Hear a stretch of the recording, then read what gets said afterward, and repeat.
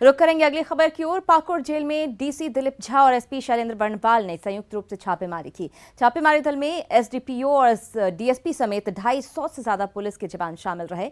Pakur jail के तमाम cell की जांच की गई। हालांकि छापेमारी में किसी तरह का आपत्तिजनक सामान बरामद नहीं किया जा सका। एंट्री किए और सभी कक्ष का मैंने देखा, जितने भी वार्ड थे, और एक एक थैला सर्च किए। कोई ऐसा चीज़ उनको नहीं मिला। हम लोग के दृष्टिकोण से जो सुरक्षा ऑडिट होता है उसका भी हमने किया है, यहाँ पे ऑडिट किए हैं। हमारे साथ और भी जो डिस्ट्रिक्ट के जो पुलिस अफसर वो भी हैं। कहाँ पे कौन सी सेंट्री ड्यूटी लगती है, कितने की लगती है, कितना यहाँ पे सुरक्षा का जो मापदंड है, जो एसओपीज है सुरक्षा के दृष्टिकोण से कितने फोर्स होने चाहिए, इन सारी चीज़ों पे हमने यहाँ पे ऑडिट किया है। और रघुवर सरकार की प्रतिष्ठा से जुड़ा सीएनटी-एसपीटी एक्ट संशोधन विधेयक राज्यपाल द्रौपदी मुर्मू ने लौटा दिया है। राज्यपाल ने रघुवर सरकार से पूछा है कि संशोधन से आदिवासियों को क्या फायदा होगा। ऐसे में झारखंड की राजनीति एक बार फिर गर्म हो गई है। विपक्षी दलों ने राज्यपाल के फैसले का स्वागत करते हुए रघुवर सरकार को कटघरे में खड़ा किया है। दरअसल इस संशोधन के जरिए आदिवासी भूमि का गैर कृषि कार्य में उपयोग किए जाने का प्रावधान है। हालांकि इसके लिए मुआवजा दिया जाएगा। रघुवर सरकार को अब एक बार फिर इस विधेयक को सदन से पारित करवाकर राज्यपाल के पास भेजना होगा। राजभवन के ताजा रुख से जहां विपक्ष के हौसले बुलंद हैं, वहीं सत्तारूढ़ बीजेपी के पास मुंह छिपाने के सिवाय और कोई रास्ता नहीं बचा है।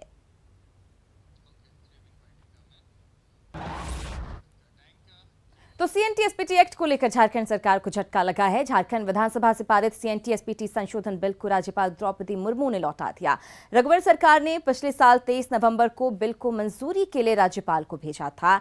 जब से बिल पारित हुआ है तब से लगातार विपक्ष विरोध कर रहा है। राज्यपाल के इस कदम की विपक्षी पार्टियों ने जमकर सराहना की है। अगर रघुवर दास को जरा सा बुद्धि होगा तो इसका बहाना लेकर के ये संशोधन जो विधेयक बना करके पास करने का उन्होंने ढोंग किया था, इसको वो विड्रॉ कर लें। बहुत सराहनीय है, बहुत सराहनीय है। और जो सवाल भी उठाया है, यही सवाल तो सब कोई उठा रहे हैं। तो आज मैंने अखबार में देखा, कल रांची से प्रेस वालों से लोग बात कर रहे थे कि शायद गवर्नर ने उसको वापस किया। लेकिन मैं इसलिए आपको ये बात कर रहा हूँ, इसे मत समझना कि वापस हो गया तो उनकी कोई खत्म हो गई विधा। आप पहले याद करो, तो ये आप मत सोचो कि फिर से वो बिल को पास करा करके अगर राज्यपाल को भेजेंगे तो संविधान में जो व्यवस्था है, मजबूरी है राज्यपाल को फिर उनको सही करना पड़ेगा। राज्यपाल महोदया ने इस विधेयक को सरकार को वापस किया है, तो निश्चित रूप से ये पार्टी और यहाँ के आदिवासी मूलवासियों की भावना के अनुरूप है। लेकिन ये आंदोलन तब तक हम लोग का जारी रहेगा जब तक इस विधेयक को सरकार पूरी तरह से वापस। राज्य के एसडीएम भोर सिंह यादव के तबादले के साथ ही मिलावटखोरी के खिलाफ अभियान जहां बंद है, वहीं स्टेट फूड टेस्टिंग लैब ने मिलावट को लेकर गंभीर रिपोर्ट दी है। ये रिपोर्ट देखिए।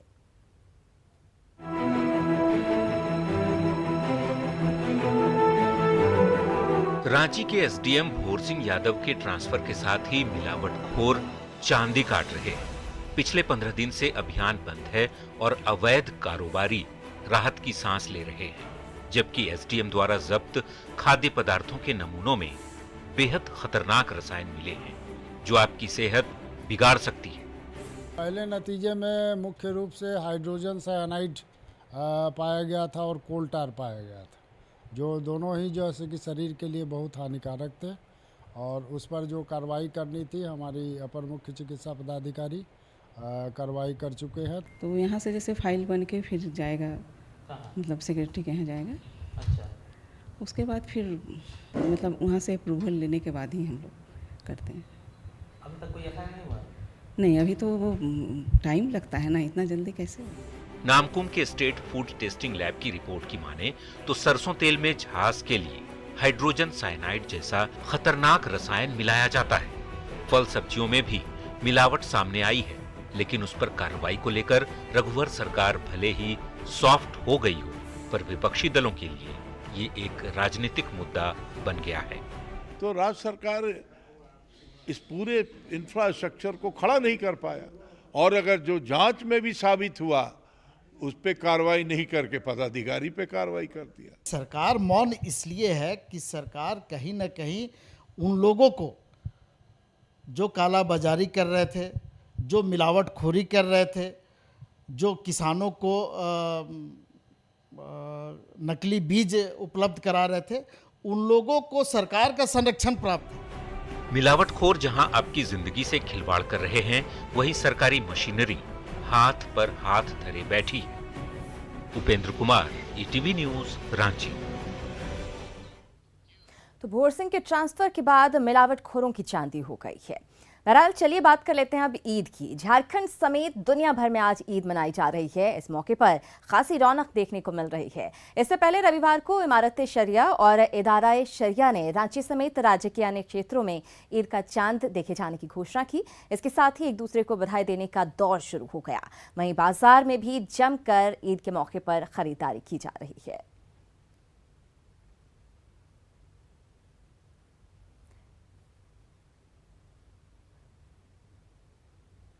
तो ईद की रौनक पूरी दुनिया भर में देखने को मिल रही है। फिलहाल ये रांची की तस्वीरें आपको दिखा रहे हैं।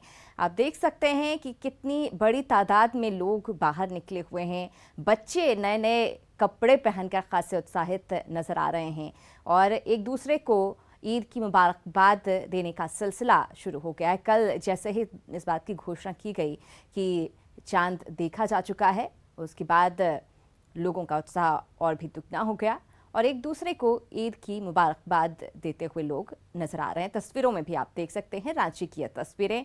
पूरी दुनिया भर में ईद का त्यौहार बहुत ही उल्लास के साथ मनाया जा रहा है।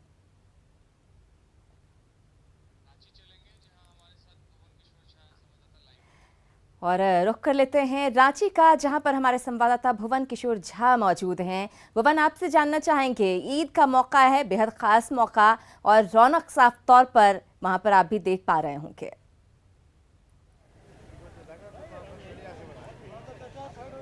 सही कहा आपने कि आज ईद का मौका है और जो आप रौनक देख रहे हैं वो छोटे छोटे बच्चों के साथ साथ जो बड़े लोग हैं वो यहाँ पर मस्जिद में आए हुए हैं और जो ईद का जो नमाज है जो सुबह से ही कई मस्जिदों में देखने को मिल रही है। हम सीधे कुछ लोगों से बात करना चाहेंगे जो इस बार जो ये लोग ईद जो मना रहे हैं वो किस तरह से मना रहे हैं। आप किस तरह से इस बार मना रहे हैं? जी, हमें ईद के मौके पे बहुत खुशी हो रही है। आज हम लोग सब यहाँ पे पूरे सब परिवार के साथ हम लोग यहाँ नमाज़ पढ़ने आए और हमें क्या सब होगा? बस ईद की खुशी है, रोज़ा रखने के बाद ईद की खुशी है और सब लोग सारे इकट्ठे होकर करके सारा ईद की तैयारी करेंगे और सब कुछ तैयारी से अच्छा होगा। बस आप बताइए जो किस तरह से मना रहे हैं? हाँ, ईद की नमाज अदा हम लोग अभी कर चुके हैं और एक दूसरे की ईद मुबारकबाद दिए हैं और सभी लोग ईद खुशी खुशी से मना रहे हैं, किसी तरह कोई दिक्कत नहीं है। चलिए इंशाल्लाह और अगले साल भी इसी तरह से मनाएंगे हम लोग ईद। क्या दुआ मांगे? सभी के लिए, अपने वतन के लिए, अपने भाइयों के लिए, पूरे मुल्क के लिए दुआ मांगे कि सभी लोग खैर खूबी से रहे और खुशी खुशी से इसी तरह से हर साल ईद मनाएं।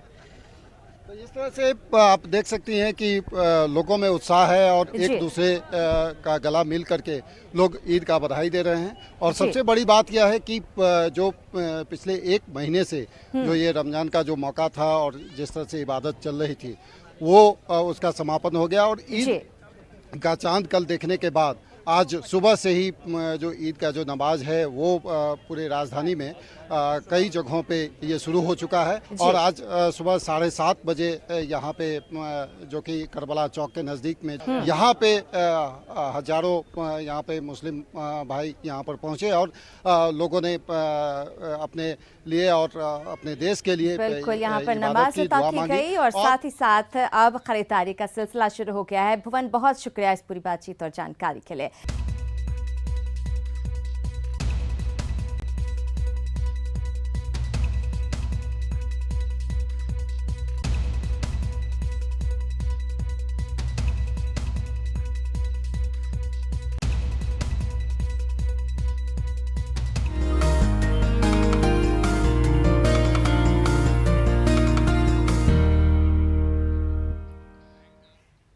ब्रेक के बाद स्वागत है आपका। गढ़वा के रंका बाजार में भगवान जगन्नाथ की रथ यात्रा निकाली गई, जिसे खींचने के लिए श्रद्धालुओं में होड़ मची रही।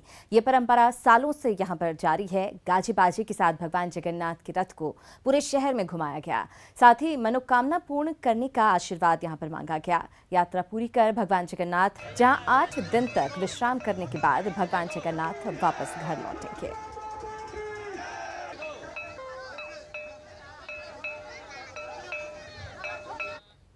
और सरायकेला के गोपबंधु चौक से आज सुबह फिर भगवान जगन्नाथ रथ यात्रा पर निकलेंगे और मौसी बाड़ी पहुंचेंगे।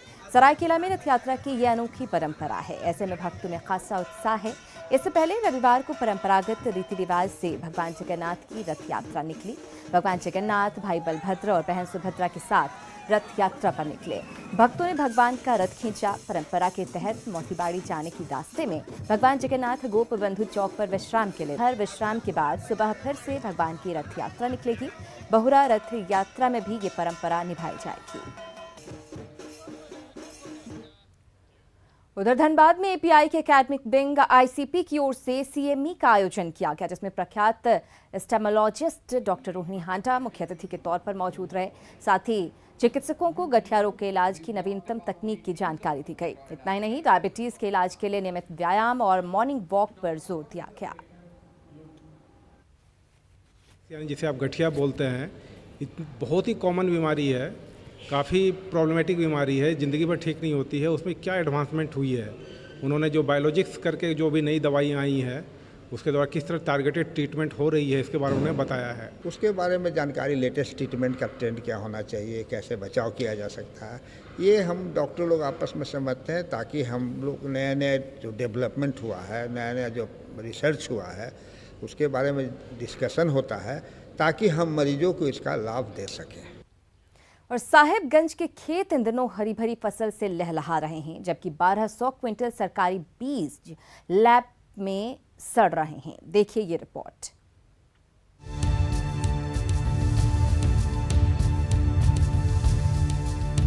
साहेबगंज के खेत इन दिनों हरी भरी फसल से लहलहा रहे हैं, जबकि 1200 क्विंटल से ज्यादा सरकारी बीज लैंपस में सड़ रहे हैं। सरकारी लेट लतीफी का आलम ये कि बीज जून में कृषि विभाग को मिले, उसके बाद लैंपस तक पहुंचे, लेकिन इससे पहले मई में रोहिणी नक्षत्र में ही किसानों ने खेत में बिचड़े लगा दिए, जो आज लहलहा रहे हैं। इससे सरकारी बीज वितरण व्यवस्था पर सवाल खड़े हो गए हैं। और हम लोग ये कहते हैं कि आने वाला दिन में जो आवंटन होगा वो तो हम लोग पहले विभाग को कहेंगे, हम लोग अगले बार से ऐसा पुनरावृत्ति नहीं होने का प्रयास करेंगे। कृषि विभाग भी सरकारी लेट लतीफी से आहत है। साहेबगंज में मई में ही धान की रोपनी हो जाती है, ऐसे में अब ये बीज भला किसानों के किस काम का। किसान गिरा चुके हैं, इसलिए बीज की बिक्री की स्थिति अच्छी नहीं है, क्योंकि इसका आवंटन वहाँ से उपलब्ध नहीं हुआ था। राज्य स्तर पे ही सभी जिला को लेट आया। पर साहबगंज जिला में क्योंकि बीज बहुत नहीं रहा है, पर हमारे यहाँ साहबगंज में बहुत पहले लग जाती है बीज। बहरहाल साहेबगंज में किसानों की मेहनत रंग ला रही है, वहीं सरकारी सुस्ती ने गंभीर सवाल खड़े कर दिए हैं। Nishant, ETV news, Sahebganj. उधर खूंटी के कल्याण विभाग के हॉस्टल में 10 साल से सोलर पैनल खराब पड़ा हुआ है। ऐसे में हॉस्टल के छात्र आए दिन बिजली और पानी का संकट झेलते रहते हैं। साल 2006 में 15 लाख की लागत पड़ा था, लेकिन रखरखाव के अभाव में ये खराब पड़ा हुआ है।